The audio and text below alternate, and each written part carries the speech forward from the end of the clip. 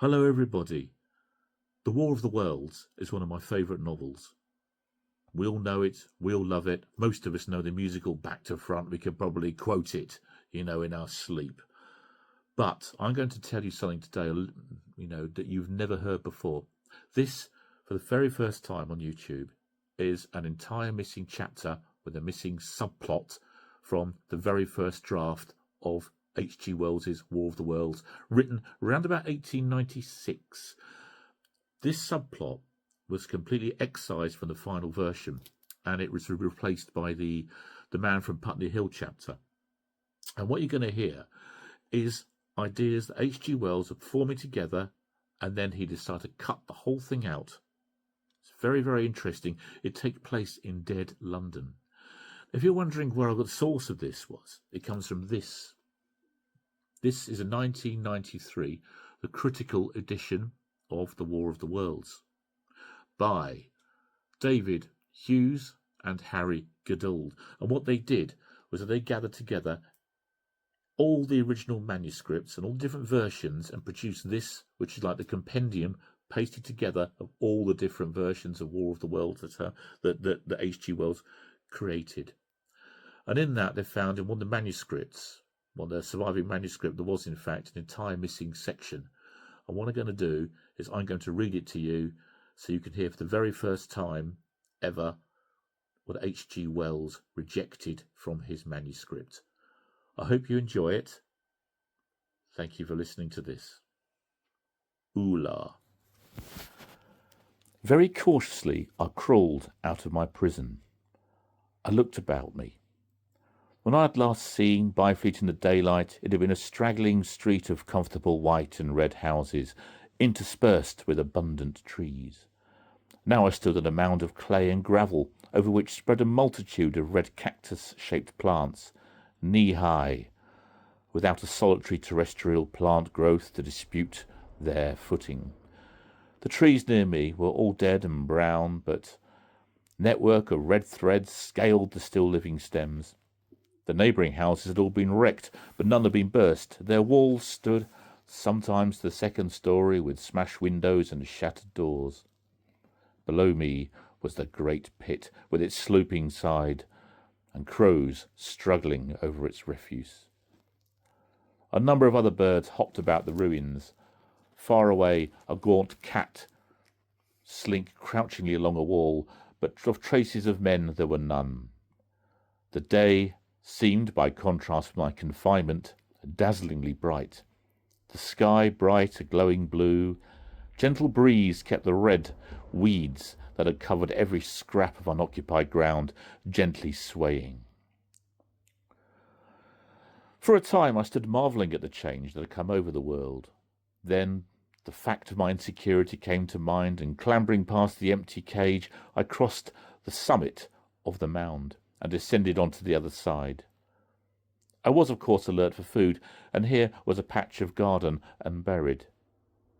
I found some young onions, a couple of gladiolus bulbs, a quantity of immature carrots, all of which I secured, and, scrambling over a ruined wall, went on all the way through the trees towards Weybridge, possessed with two ideas: to get more food, to limp as far as my strength permitted, and out of the region of this pit, for I did not know when the Martians might return.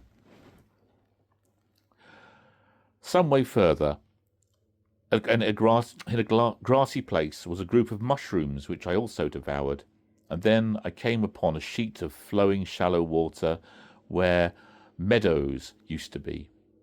At first I was surprised at this flood in a hot, dry summer, but afterwards I discovered that this caused by an extraordinary exuberance of red weed. Directly this extraordinary growth encountered water, it became gigantic and of unparalleled fecundity. Its seeds were simply poured down into the waters of the Wey and the Thames. Its swiftly growing and titanic fronds speedily choked both these rivers. At Richmond, as I afterwards saw, the bridge was almost lost in a tangle of this weed, and Thames waters poured in a broad and shallow stream across the meadows of Hampton and Twickenham. As the waters spread, the weed followed them, until the ruined villas of the Thames and Valley were, for a time, embedded and lost in swamp, and much desolation that the Martians had caused was concealed. In the end, the red weed succumbed as quickly as it had spread, a cankering disease, due to, it is believed, the action of bacteria presently seized upon it. The fronds became bleached and shriveled and brittle. They broke off at the least touch, and the waters that had stimulated their early growth carried their last vestiges out to sea. But I'm wandering from my story. My first act upon coming to this water was, of course, to slake my thirst. I found the water was sufficiently shallow for me to wade securely through the red weed, impeded my feet a little. I managed to make out across the road by means of hedges, and to get across to the hill towards Weybridge, St. George's Hill, as it used to be called. Here I hunted for food amongst the trees, but of finding nothing. I also raided a couple of silent houses, but they had already been broken into and ransacked. I rested for the remainder of the daylight in a shrubbery, being, in my enfeebled condition, too fatigued to push on. All this time I saw no human beings and no signs of the Martians. I encountered a couple of hungry-looking dogs, and both hurried away from my advances I made them. I'd seen 2 human skeletons, not bodies, but skeletons picked clean, and in the wood by me I found the crushed and scattered bones of several cats and rabbits and skull of a sheep. And although I gnawed parts of these in my mouth, there was nothing to be got from them. After the sunset, I struggled on along the road towards Chobham, and as I crossed the summit of St. George's Hill, I looked back towards Weybridge. The aspect of the place in the dusk was singularly desolate, blackened trees and desolate ruins. Beyond these, the sheets of a flooded river, red-tinged with weed, and all over it, silence. It filled me with a kind of terror to look at it, think how swiftly that desolating change had come. For a moment the mad thought came into my mind that all the mankind had been swept out of existence, and I stood there alone, the last man left alive. Striking the road towards Street Cobham, I stumbled upon another skeleton with the arms dislocated and removed several yards from the rest of the body. It was after dark that I came upon the first men. I was in a little lodge in the gateway to Painshill Park, and I saw a ruddy light in a window, and an exclamation of thankfulness staggered towards this. In the room were men moving about. "Halt!" cried an unfriendly voice from the shadow of a porch. "For God's sake, give me food," I said, stopping involuntarily at the tone of command. "Give you food, eh?" said the voice. Then the door opened, and I saw it was a man. He thrust his head into the room. "Here's a chap," he said. "Says he don't mind joining us." He laughed, and there was an answering laugh in the room. He slammed the door. "Get," he said, and I stood irresolute. Something clicked in the shadow. It was the cocking of a gun. I was so overcome by physical wretchedness that I suddenly dropped on my knees, so misery unmans one, and burst into tears. "You'd better get out," said the voice, not quite so harshly. "I don't care," I said. "Poor beggar," said the voice, and then, "Damn, let's have a look at you." He came out of the shadow and stepped towards me. I saw the dim light along the barrel of his gun, which he kept me covered. He peered at me. "Jack," he called over his shoulder. The door opened. "This isn't a confounded soup kitchen, you know," said the second man in the doorway. "It's a bad case," said the man by me. There was little hesitation. "I've had nothing," I said. "Not a scrap for 4 days." They argued about me as though I was a starving kitten. "Fetch him in," said Jack. "We'll spare the poor swine the cooking water anyhow." And so it was, by the transient generous impulse of a stranger, that I was saved from starvation. These men, I found, were brothers, and had their 2 wives with them and a little girl with them. One was a carriage painter, the other was a board school teacher. They'd been stopping together at the house of the former in Ripley when the Martians came up. They'd fled the house in a panic a fortnight ago. Afterward they had returned and found it sacked and cleaned of its provisions. They'd been unable to purchase food because all the shops were deserted and empty for the day, and so they had starved. Then they killed a sheep in the fields and got some potatoes, and a day or so they had shot a pony. They wandered about, finding the country deserted for the most part, save for necessitous stragglers like themselves. All of the food supply of the country was disorganised, all the shops were closed, or the railway still, at least on this side of London. The Martians had gone to and fro over the country, using the heat ray only to kill soldiers and destroy guns, and the people had fled before them. They crushed and killed people when they saw them, so that men crawled into thickets and ditches and drains into the cellars of houses where they came by. So these people told me. They received me with a curious and unfriendly looks as I came in, and I was horribly attenuated, unwashed, and with a bristly beard now 16 days old. On the fire a saucepan boiled and diffused a fragrant smell. I sat down. Until I'd eaten, I had scarcely able to answer questions with which they plied me. It was afterwards they told me of the Martians. 10 cylinders in all had fallen upon the earth, all of them falling into the county of Surrey, except the ones at Hounslow and Hampton Court. The furthest south was the one at Merrow, the most easterly that at Wimbledon, and the westward one fell at Bagshot. When one considers the enormous distance across which these cylinders were fired, this is amazing precision. A bullseye at 1,000 yards, 1,000,000 times running, would scarcely compare with it. Each had disgorged the Martians, and about each a pit had been made, and for several days the Martians, save for the occasional short raids, had confined themselves to the irregular polygon traced by the shots. Then they'd marched north to London, and of course I did not learn all of this from these generous people. They were only able to give me the vague idea of Martian movements.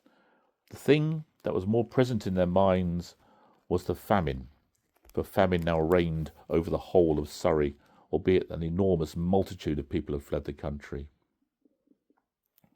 Everywhere, men and women who had failed to get away were starving in their cellars or prowling in search of food.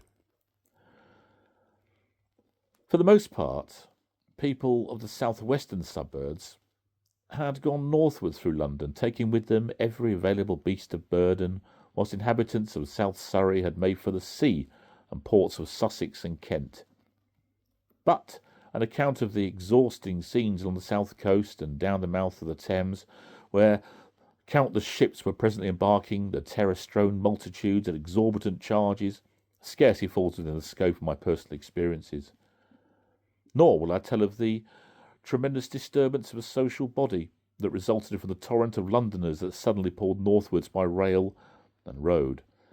It is calculated that the North London and North Western alone carried more than 170,000 people, including my brother, out of Chalk Farm on Monday of the panic. They said that London was swept clear of vehicles by midday on Tuesday, and that the fields about St Albans were crowded with sleeping people who had tramped off afoot of the doomed city. At Rugby on Monday, my brother told me a glass of water was sold for £1, and half a dozen dry biscuits bought for the same amount. Neither is this the place to tell of how 2 Martians walked across Sussex to the sea at Bognor, and how they waded into the water and fought with 3 ironclads from Portsmouth, searing holes in their sides with a heat ray and sinking them, all 3. That story must be told, sooner or later, by those who actually saw the scene, and the sinking of the flotilla in the Solent, I can add nothing as to what has already been written.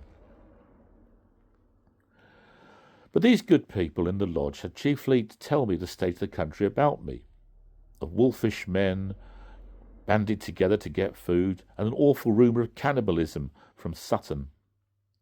"We went as far as Leatherhead," said the man called Jack. "Ah," said I, with a piece of meat of horseflesh halfway to my mouth, "that was what I had to ask you, for that's where I was going. There—" I stopped, as they looked at each other. "The place was burnt by Martians a week ago," said the woman. I dropped the food and stood up. Why? He'd done it wantonly, as a boy takes a nest. My wife, I said, and I heard the woman murmur sympathy. Is there no way against him? I cried. No way of revenge? Surely guns, mines, pitfalls. There are charges of dynamite. Are these things to walk over the world of men and kill and destroy as they will? Then in a passion of wrath and despair, I swore to kill one Martian before I died. A life for a life, I said. They've all destroyed all that makes life worth living to me, the social order, the security and comfort of life. Art will vanish, letters, all the amenities of life. Manufacture must cease, cities and vanish. We will soon be driven back to the woods and forests, to lairs and hiding places, to the wilderness and incessant struggle for food and life. We will go back to the communism of beasts from which we arose. It shall not be, it shall not be. All my cunning, all my strength, all my courage, and my feeble body shall be given to the war against this stifling tyranny. If I can die with a Martian dead upon me, then I will die, thanking God. So I devoted myself to the faint hope of the war. And I was not the only man who took such views. Afterwards it was found that hundreds of men like myself had been driven past fear by the agonies of that time. Even as I spoke this in Street Cobham, there were scores of desperate men lying in the fields of the home counties or slowly tramping Londonward armed with explosives and infernal machines with dynamite and explosives that the chemists of Birmingham had made for them, and praying to heaven that some Martian might come near enough to share the death that they sought. Several were killed by accidents with their own burdens, martyrs if there ever were, in a cause of mankind. The provisional governments in Oxford and Birmingham, for the official government of Westminster had vanished, were indeed inviting men to volunteer for this enterprise. A premium was set upon the manufacture of explosives. A strange inversion, it seems, of the state of affairs in the days of the anarchists when law and order had been assailed by those very weapons. But of course I did not know of these fellow workers at the time of my resolved. Exhilarated by the food I'd eaten and by this desperate resolution, and eager to put it in execution, I left these people that night and pursued my way through Esher, where sentinels were watching the sky for the approach of the Martians, and numerous houses were occupied, to Kingston. I reached Kingston about dawn, and found there too was a population of watchers upon the roofs and church towers, and a vigilance committee which had searched all the houses and seized all the available provisions and was giving them out in small rations to the proper inhabitants of the place. I could buy no food here, though in the hope I'd waited for distribution at 10. Beer, however, was for sale in several public houses. Here, too, nothing had been seen of the Martians, at least for 3 days. The last appearance near Kingston had been in a body of 4, marching over Twickenham to the crest of Richmond Hill, each carrying a heavy burden of metals and other substances. It was supposed that they had been moving their gear from the pit about the Hounslow cylinder to a new and larger encampment at London. London, I learnt, was not destroyed, though the Martians, it was said, had established themselves in the northern heights above Highgate. A black and suffocating fog had hung over the city and West End for 2 days, and had then disappeared again. It was said to have been produced by firing rockets, which disengaged an inky black smoke, and it destroyed every living thing that breathed it. Afterwards they had fired other rockets through this, and it had slowly rained down in the form of a fine powder. I was told this by a man who said he had actually seen the fog from Putney Hill. For my own part, I can witness that there certainly was a blackened powder about 1.5 inches deep in Brompton and Oxford Streets, and also near St. John's Wood Station. And where this powder occurred, there also lay the dead bodies in the streets. But about nothing are we quite so much in the dark about is the black powder. I presently learned that the Provisional Committee, was making some bombs, and after an interminable inquiry, found myself in the presence of a short, dark man of about 50, sitting in the manager's office of the London and County Bank. This was Marriott, the head of the Kingston Provisional Government. He cross-examined me rather austerely, for not everyone who had a passing fancy for bomb-throwing at the Martians was entrusted with this duty. Finally, he accepted me, with an air of great magnanimity, and after certain instructions, which need not be repeated here, I was given 3 metal cases the size of pineapple tins, carefully packed in a handbag. "The sooner you get over the Thames out of Kingston, the better," said Marriott. I was then allowed to eat bread, but not to take any with me. "Sure, that's provisions enough," said Marriott. There were people too in Putney, and one of the public houses at the top of the High Street was open. Here I tried to get news of the Martians, and none of the men drinking in the bar were sober enough to tell me anything definite. All of the grocers' shops had been sacked, and there were dozens of empty tins of corned beef, salmon, lobster, and so forth, scattered up and down the road. One shop had evidently caught fire, and the house was gutted. Near the bridge I heard people singing drunkenly in a house. "Where are the Martians?" I said to a yellow-faced man loitering on the bridge. He nodded his head northward. "I'm going to kill one," I said, holding up my bag. "I am going to sacrifice my life for one." "Oh," said he, and spat over the parapet into the river. River was flowing quietly in its bed here. It was only afterwards that the red weed came down and the floods at Fulham and Lambeth occurred.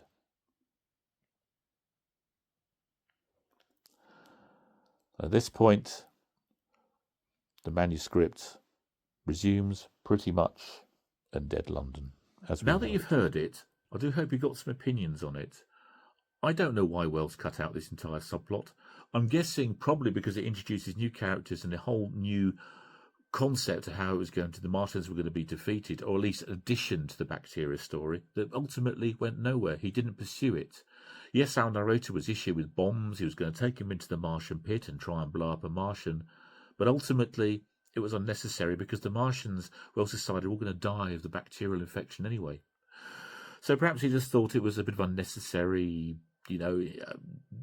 plot line. But whatever it is, the reasons he cut it out are missing, lost in time. We're never going to know the answers. But nonetheless, it's a nice little curio, and I hope you enjoyed listening to it.